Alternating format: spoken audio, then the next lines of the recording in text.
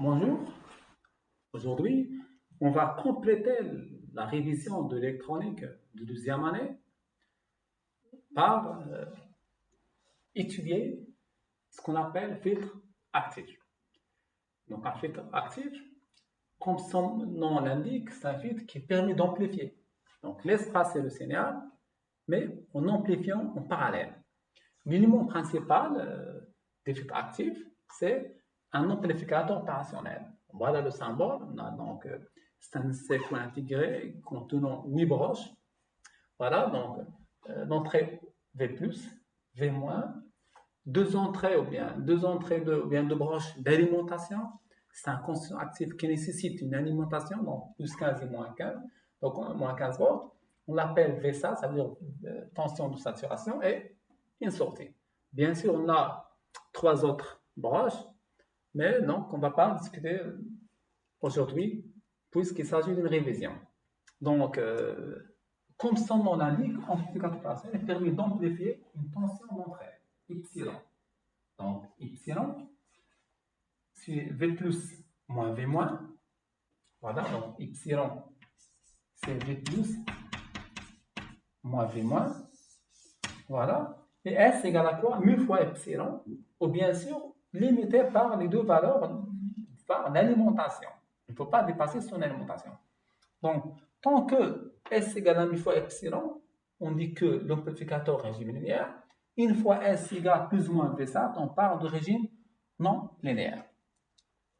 Voilà, donc linéaire ou non linéaire, ça dépend du montage de l'amplificateur opérationnel. Je vous donne ici les deux montages les plus importants dans les concours. Surtout ça pour le CCP et le CNC, ça pour les CF, mine centrale. Donc là où on a une contre-réaction vers la borne moins, soit ici à travers cette résistance, on dit que l'amplificateur est en régime linéaire. Pourquoi? Parce que S, cette contre-réaction interdit à S d'atteindre ses limites, d'atteindre Vsat. Voilà, là où S veut atteindre cette valeur, on a le retour. Ça y est? Donc, ici, S égale à mu fois epsilon. Donc, si on présente cette contraction, toujours on reste dans cet intervalle. C'est ce qu'on appelle le régime linéaire. Donc, l'amplificateur en régime linéaire, c'est S égale à mu fois epsilon. Donc, le modèle de l'amplificateur, donc les physiciens, en général, cherchent à modéliser tout dipôle. Un phénomène, un dipôle, on cherche à donner un modèle. Donc, par ses propriétés, on peut modéliser réellement cet amplificateur tout simplement par un entrée, on a ici plus ou moins, donc epsilon Cp plus moins V moins à travers une résistance RE. À la sortie, on a tout simplement mu fois epsilon avec une perte RS, une résistance RS. On s'y va avec une source tension dont la valeur est mu fois epsilon, c'est-à-dire epsilon fois mu. Mu, bien sûr, mu c'est le gain. Lorsqu'on parle d'amplification, ça, il veut amplifier, on veut amplifier, ça veut dire j'amplifie quoi? J'amplifie la tension d'entrée. S égale à le gain fois mu fois epsilon. Donc ça, c'est le modèle réel. Donc, comme vous le savez, donc, dans les données toujours, il nous donne, voilà, l'amplitude est considérée idéale. Et parfois, il nous demande c'est quoi idéal du point de vue valeur. Donc, idéal, ça veut dire on n'a pas de perte, donc cette source tension est idéale, ça veut dire RS égale à 0, donc tend vers 0, voilà. RS tend vers 0, donc le mot idéal. RE infini, c'est résistance infinie. Et donc mu infini, bien sûr, parce que l'amplification, donc S égale à epsilon fois mu, c'est ce dipôle, ou bien ce dispositif idéal, donc mu doit être infini. Donc, je vous donne ici trois ordres de grandeur qu'on demande parfois dans les concours. Voilà, ordre de grandeur pour le cas réel de RE, de RS et de mu. Bien sûr, j'ai considéré mu ici comme réel en négligeant les effets capacitifs dans l'amplificateur opérationnel. Donc, voilà idéal, voilà le cas réel. Donc, il nous reste des conséquences. Donc, idéal, puisque RE infini, ça veut dire quoi? Ça veut dire E plus égale à E moins égale à 0, parce qu'on aura ici un circuit ouvert. Donc, les conséquences, la première conséquence, E plus égale à E moins égale à 0. Si le plus, c'est de plus. L'origine est linéaire, donc ça veut dire S égale à mu fois epsilon. Donc, on a dit que idéal mu égale à l'infini, donc c'est mu égale à l'infini égale à quoi? Epsilon. Epsilon égale à S divisé par mu. Et puisque mu infini implique epsilon égale à 0. Ça y est? Et si epsilon égale à 0, epsilon égale à V plus moins V moins implique que V plus égale à V moins. Donc, on a deux conséquences importantes. Et donc, pour un amplificateur idéal en régime linéaire. Idéal, ça veut dire E plus égale à moins égale à 0. Et voilà les ordres de grandeur de l'amplificateur. Donc, régime linéaire plus idéal, il nous donne de plus, V plus égale à V moins, parce que epsilon égale à 0. Donc, dans ce cas, donc, S en fonction de epsilon, on peut le retracer, donc bien le tracer donc d'une façon simple. Voilà. S en fonction de epsilon, c'est quoi? Dans ce cas, donc, S égale à mu fois epsilon, avec epsilon égale à 0. Donc, c'est ça epsilon. Donc, nous sommes dans le régime linéaire, voilà. Mais, c'est le cas idéal. Mu infini, ça veut dire pente infinie. C'est, dans le cas réel, on a cette courbe, le voilà. Ça, c'est le régime linéaire. Ça, c'est le régime linéaire.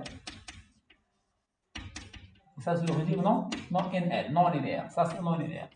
Donc, ça, c'est S en fonction de epsilon. Ça, c'est V sat. Et ça, c'est moins V sat. Donc, dans ce cas, dans le régime linéaire, donc on a epsilon égale à 0. Donc, voilà, epsilon égale à 0. Donc, essayez de tenir compte ces deux courbes. S en fonction de epsilon dans le cas réel et dans le cas idéal. Donc, bien sûr, ça, ce sont les grandes lignes d'un amplificateur opérationnel et qui sont nécessaires pour résoudre ce problème. Parce qu'on ne doit pas oublier le but. Le but, c'est l'étude des filtres actifs à base d'amplificateurs. Ça veut dire des montages de ce type. Donc, je vais discuter avec vous l'un des cas, surtout ce cas, et c'est à vous de compléter, ou bien je vais vous donner même l'idée de ce deuxième montage. Et n'ajoutez pas plus. Donc, pour l'électronique, cette révision que j'ai faite, donc à 100%, bien à 90%, elle est normalement suffisante pour aborder les concours, surtout la partie électronique. Donc, il ne reste que l'électronique numérique qu'on va voir par la suite. Donc, je vais donc aborder ce deuxième montage.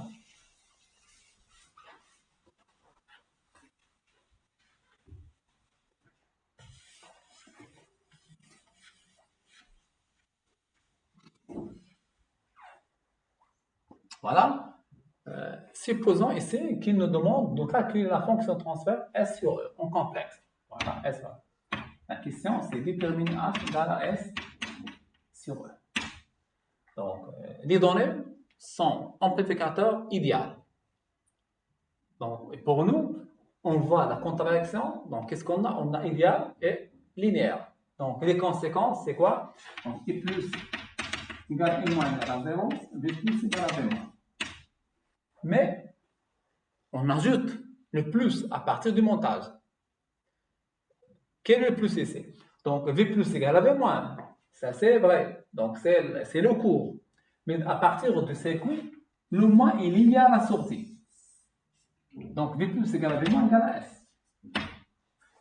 Donc, toujours, dans ce deuxième montage, V plus égale à V moins, mais puisque le plus il est à la masse, on va écrire V plus égale à V moins égale à 0. Tout simplement.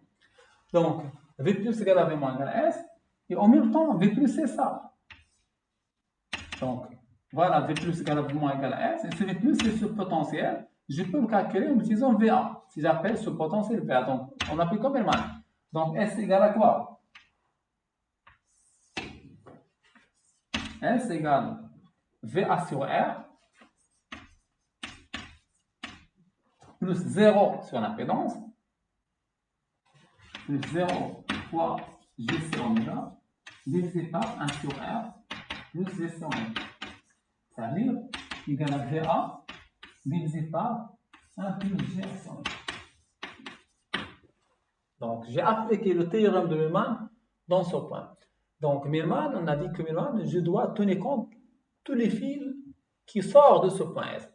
Mais ici, je vois, donc, puisqu'il est plus égal à 0, je peux considérer comme si je passe le fil. Voilà, on a tout simplement 2. Donc, VA sur R, 0, puisqu'on a ici la masse, Z sur ZC. Ça y est? Donc, égal à quoi VA implique VA égale à S, facteur de 1 plus GRC en même. Donc, je dois calculer VA. C'est quoi VA? Combien de fils qui sont ici? 1, 2, 3. Donc, VA, ce VA en même temps égale E sur R plus quoi? Le potentiel ici c'est S, parce que j'ai un fil jusqu'à la sortie. Plus S fois 2GC oméga plus S sur R. Divisé par 2 sur R plus 2 GC oméga. Pourquoi ici 2? Parce qu'on a ici 2C, la valeur de ce condensateur de C. Essayez de faire attention à ça dans les examens. Parfois, il nous donne 3C, 2C. Ça y est? Donc, je multiplie par R, donc, dans le numérateur et le dénominateur pour simplifier. Donc, égal à quoi? Égal à E plus, donc, 2S GRC oméga plus S. Ça va être divisé par 2 facteur de 1 plus GRC oméga. Je factorisé par le 2. Donc, ça égale à quoi? En même temps, égal à S facteur de 1 plus GRC oméga. Donc, directement, je peux donner H. C'est quoi H? Voilà, donc H, c'est S sur E. Devant E, on a 1 ici. Voilà, ça fois ça, moins 1, moins cette valeur. Donc, c'est 2 fois 1 plus GRC oméga au carré, moins 1, moins 2 GRC oméga. Donc, tout simplement, donc, voilà, donc les examens sont proches, en MP, l'EP. La particularité de l'EP, c'est le calcul.